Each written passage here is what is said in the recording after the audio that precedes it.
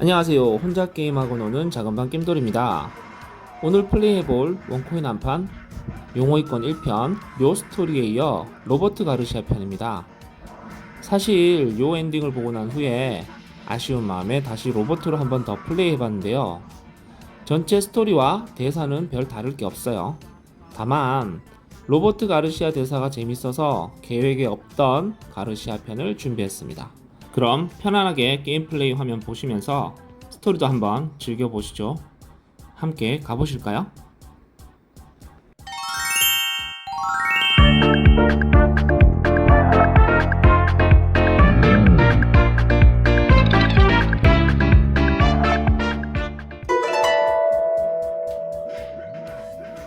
이 게임의 스토리는 사우스타운이라는 무법 지역이 있어요. 그 지역의 보스인 미스터 빅에 의해서 로의 여동생인 유리가 납치되는 사건이 발생되고요. 동생을 구하기 위해 오빠인 료와 그의 약혼자인 로버트가 나서게 되는 이야기입니다.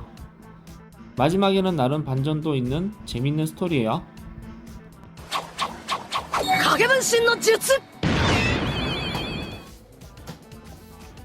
료에 이어 로버트 가르시아로 한번 플레이 해보겠습니다. 첫 번째 상대는 토도입니다. 1스테이지라고 쉽게 봤다가 첫 판에서 게임 오버 되는 사람들을 종종 봤어요. 로버트 가르시아 하면 바로 이 기술입니다. 환영각인데요. 가장 많이 사용하는 필살기죠. 제가 살던 동네에서는 킹샷이라고 아이들이 외쳐대곤 했습니다. 저도 킹샷과 패왕상우권, 그러니까 아우소프겐이죠. 하우소프겐을 외치면서 친구들과 가상의 대전을 벌이곤 했죠. 토도라는 캐릭터는 이 게임에서 다소 존재감 없는 캐릭터지만 이후에 캡콤 vs SNK2에도 참전을 하고요. 토도의 딸인 토도 카즈미는 이 게임 외전격인 용호이권 3에도 참전을 합니다. 제가 어릴 적에 용호이권을 했을 때는 1스테이지에서도 게임 오버 당한 경험이 몇 번 있어요. 그래서 용호이권 하게 되면 1스테이지부터 전력으로 싸우게 되죠. 왜냐하면 잘못하다간 게임 오버 될 수 있으니까 첫 판부터 게임 오버 되면 정말 허무하잖아요. 가르시아 원래 설정은 이탈리아계 외국인이 일본말을 사용하는 설정이었는데요. 가르시아 대사를 보면 지금 사투리로 번역이 되어 있는데 이걸 간사이벤이라고 하는 일본 지역의 방언이라고 합니다. 우리나라에서 사투리 정도로 생각하시면 되는데요. 세키가라 기준으로 서쪽 지역인 간사이 지역을 합쳐서 간사이벤이라고 한답니다. 예전에 제가 플레이했던 투아트라는 연애 시뮬레이션 게임에 나오는 여자 캐릭터가 있는데 그 캐릭터 말투가 관서지방 쪽 사투리를 사용했어요. 일본말이었는데도 확실히 사투리라는 게 느껴질 정도의 말투였는데 사투리 얘기하니까 그 게임이 생각나네요. 이 스테이지는 잭 터너입니다. 이 게임에서 잭이 가지는 특징이 하나 있는데요. 던지기가 있는 캐릭터입니다. 던지기가 무슨 특징이야? 하실 수도 있지만 이 게임에서 던지기를 할 수 있는 캐릭터는 단 4명 뿐이에요. 이 게임의 주인공인 료와 로버트, 막판 보스인 미스터 가라데와 그리고 바로 이 잭이 기본 던지기가 있는 캐릭터예요. 잭의 기술들이 전부 빈틈이 큰 기술이잖아요. 필살기들이 죄다 바닥에 드러눕는 기술이다 보니까 아마 제작사에서 기본기로 던지기 정도는 할 수 있게 해준 것 같다는 저의 내피셜입니다.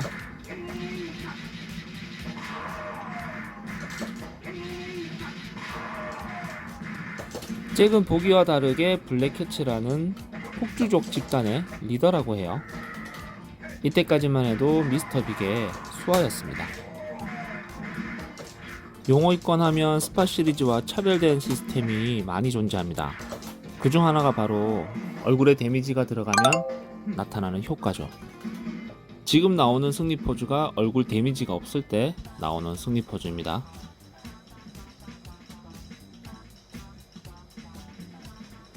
곧 나올 보너스 스테이지인데요. 료 편에서 제가 커맨드 입력에 애를 많이 먹었어요. 이번에는 조금 다릅니다. 커맨드 위치를 살짝 다르게 해봤는데 생각보다 잘 나가더라고요. 요즘 나오는 스틱들은 입력 방식이 전자식이라는 좀 딸깍딸깍거리는 소리가 나잖아요. 우리가 꼬마 시절에 다니던 오락실 스틱은 구리 접점 방식 스틱이었어요. 물론 구리 접점 방식은 소음도 없습니다. 예전에는 오락실에서 스틱이 입력이 잘 안 될 때가 있어요. 그럴 때는 오락실 아저씨를 부르죠. 아저씨, 조정이 잘 안 돼요 라고 말하면 아저씨가 오십니다. 작은 공구통을 들고 말이죠. 그리고 오락기 기통 입구를 열고 스틱 부분을 앞쪽으로 당겨 들어 올리죠. 다들 어떤 모습인지 상상이 되실 거예요, 보신 분들은. 기통 안쪽은 각종 배선들로 복잡하게 되어 있지만 당시 우리는 그게 뭔지 몰랐죠. 오락실 주인 아저씨가 작은 사포로 구리 접점을 살살살살 문질러요. 그리고 윤활유 같은 걸 살짝 묻혀주시죠. 지금 생각해보면 그게 구리스인 것 같아요. 그렇게 작업을 마무리하시고 쿨하게 동전 하나를 넣어주시고 가시죠. 그런 감성을 못 잊는 게이머 분들이 구리 접점 스틱으로 많이들 바꾸시기도 하시더라고요. 이런 것도 오락실 세대가 아니면 알 수 없는 그때 그 시절의 추억인 것 같아서 참 아련하게 기억에 남아 있습니다. 지금 보시는 리파이로는 한의사라고 해요. 원숭이 가면을 쓰고 싸우는 권법 고수라고 하는데요. 저는 고양이 가면인 줄 알았어요. 얼핏 보면 고양이 같지 않나요? 저는 1편에서 리파이론 정체를 몰랐습니다. 후속작인 용호이권 2에서 필살기로 리에게 승리를 하게 되면 가면이 부서지면서 정체가 드러나죠. 그때 처음 할아버지인 걸 알았어요. 제가 살던 동네에서는 1대1 대전 시 리파이론도 많이들 플레이했던 기억이 있어요. 킹스테이지 BGM도 참 분위기가 좋은 것 같아요. 누구나 이 게임을 해보신 분이라면 킹이 용호이권 흥행에 한몫했다는 사실을 부정할 수는 없을 거예요. 타리 시스템의 최고의 피해자이기도 했던 킹입니다. 보이시한 매력이 있는 캐릭터인데요. 격투 스타일이 무에타이이고 직업은 바운서라고 해요. 왜 그거 있잖아요. 그 나이트 클럽 같은 데서 술 먹고 꼬장 부리고 행패 부리면 그거 처리해주는 그런 분들이요. 바운서라는 직업 특성상 자기 정체성을 숨길 수밖에 없다고 하더라고요. 킹이라는 이름도 1인칭 남성을 상징하는 단어라서 사용한다고 합니다. 킹을 처리할 때는 마지막에는 꼭 필살기를 사용해야 합니다. 그게 국룰이에요. 저는 마지막 용남무로 끝날 줄 알았는데 안 끝나길래 살짝 당황했어요. 근데 바로 필살기로 마무리했죠. 저렇게 되면 제가 할 일은 다 한 거예요. 아무래도 탈이 되게 되면 코멘트가 조금 고분고분해지는 그런 뉘앙스죠.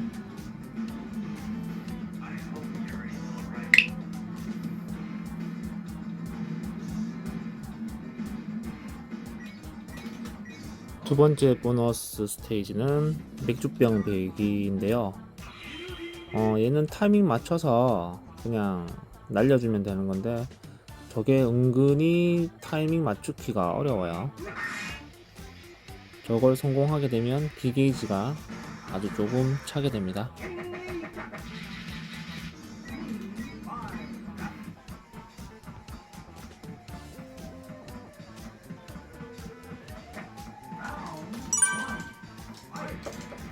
5스테이지는 미키가 등장합니다. 미키 스테이지 배경은 누가 봐도 불량한 뒷골목이잖아요. 미키는 원래 아마추어 복싱 챔피언이었는데 불량배들과 한판 붙다가 죽지 않을 만큼 주업해줬다고 합니다. 당연히 그 사건으로 프로 입성의 길은 막혔고 이것을 미스터 빅이 이용하는데요. 자기를 도와주면 재기시켜주겠다고 꼬시죠. 그 제의에 넘어가서 이 게임에서는 존 크로리를 도와 무기 밀매에 가담하고 있다고 합니다.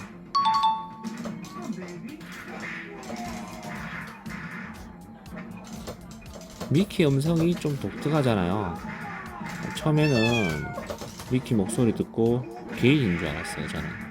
근데 그냥 독특한 목소리였더라고요. 생각보다는 듣기가 별로예요. 개인적으로는 미키 스테이지가 캐릭터의 특성을 잘 살려낸 것 같아서 마음에 들었던 스테이지였어요.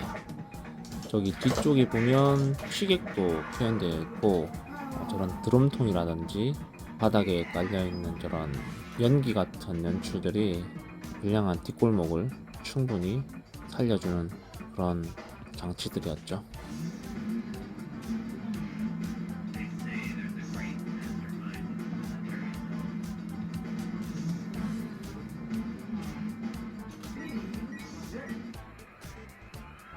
존 크로리는 제가 기억하기로 제가 살던 동네 기준으로 1대1 대전 시 가장 많이 골랐던 캐릭터였어요. 겉모습도 멋있고 장품 쏠 때 그 출력되는 음성 효과음도 굉장히 박력있고 멋졌어요. 그 중 하나가 바로 존의 장품 효과음인 여스버스였죠. 여스버스! 여스버스! 예전에 동네마다 게임 효과음 따라하며 그렇게 많이 놀았잖아요. 저 역시 게임 캐릭터가 된 것 마냥 그렇게 친구들과 장난치며 놀았습니다. 용어일권에서 존은 스파 시리즈 가일과 많이 비교되는 캐릭터였는데요. 가일만큼의 인기는 아니었지만 그래도 용어일권에서 존재감이 확실히 드러나는 캐릭터였어요. 옛 친구이자 은인이었던 미스터 빅을 위해 무기 밀매를 하고 있다고 합니다. 해군 사관학교 교관이고요. 전직 파일럿이었다는 직업이 있는데 아마 군대에 있으면서 무기를 빼돌리는 것 같아요. 보기보다는 상당히 나쁜 놈이네요.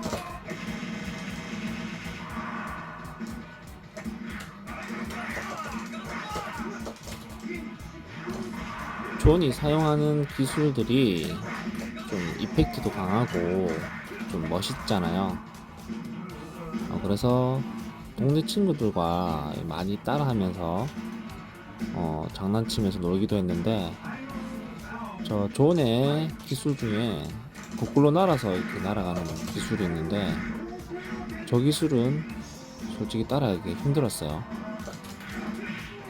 대충 그냥 하는 신용만 내면서 저거죠, 지금 나오는 저 기술인데 저 기술은 뭐 그 당시에 아이들이 쓸 수가 없는 기술이었죠. 근데 방금 나왔던 저것도 상당히 멋있었던 기술이었어요. 아무튼 코스가 남다른 캐릭터였고 인기 많았던 존이었습니다.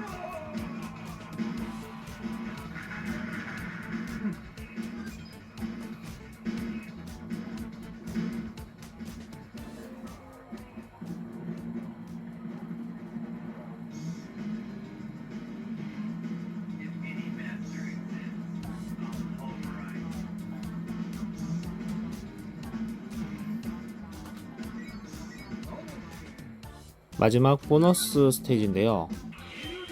저는 맥주병 깨기를 많이 했어요. 그러니까 컴 까기 하다 보면 기게이지가 항상 많이 모자라거든요. 그래서 에너지보다는 저는 기게이지를 많이 올렸어요.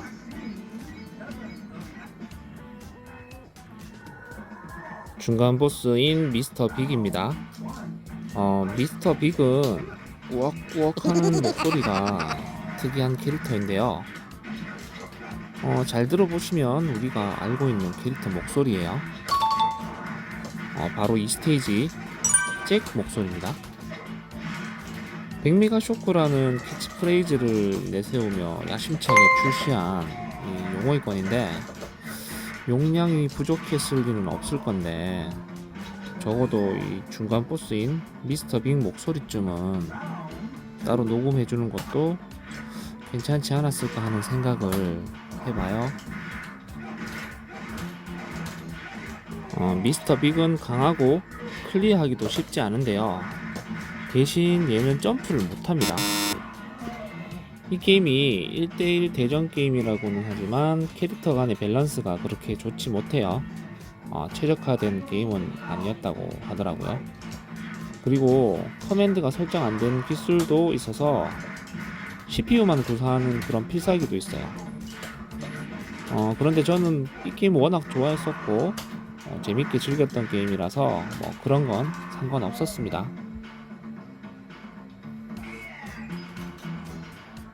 그리고 1대1 대전 시 미스터 빅과 막판 보스인 미스터 가라데를 고를 수 있는 방법이 있는데요. 마지막 스테이지까지 진행한 상태에서 난입을 하면 두 캐릭터를 대전 시 고를 수가 있었어요. 물론 다들 아시겠지만 용어권을 처음 보시는 분들을 위해서 한번 말씀드려 봤습니다. 자, 막판 보스인 미스터 가라데입니다. 이 캐릭터는 탱구를 쓰고 나오는데요. 모습만큼이나 비밀에 쌓여있는 캐릭터였어요. 당시에는. 물론 우리는 미스터 가라데가 누구인지 다들 알고 계시죠? 하지만 엔딩까지는 스포하지 않을 거예요. 제가 자주 가던 오락실에 이 용어이건이 비치된 위치가 동전 교환해주는 바로 앞이었어요. 예전에는 가정집과 오락실이 방문 하나 사이에 두고 개조된 건물들이 많았거든요. 오락실 문을 열고 들어가면 좌우로 쫙 오락기들이 비치되어 있고요. 정면에는 옆으로 쓱 밀고 여닫는 미닫이 문이 보통 방문이라고 그러죠. 그런 풍경이었습니다.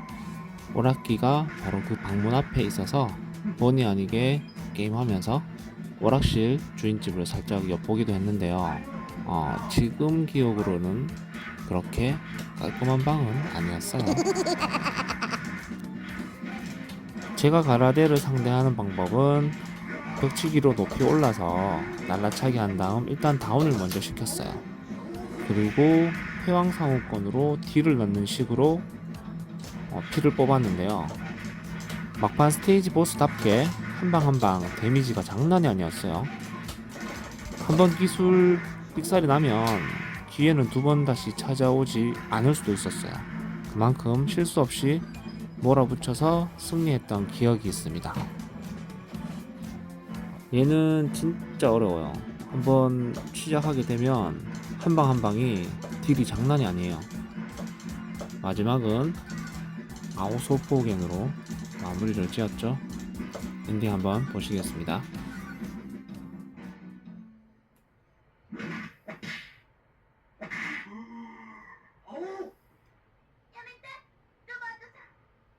유리, 大丈夫か？心配したんだぞ。ユリ。私はなんともないの。お兄ちゃん、その人、私たちの。